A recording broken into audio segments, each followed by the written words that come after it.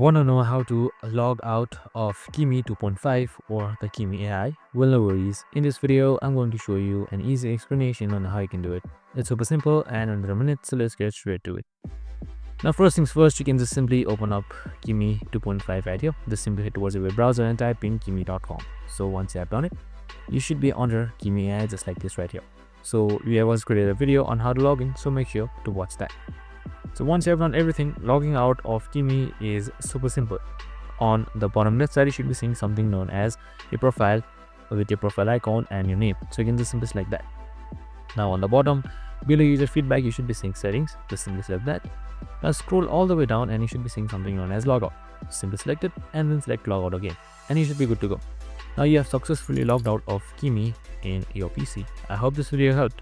If it did, make sure to like, subscribe and tune in with us for more of these similar videos. Have a good day and see you in the next one.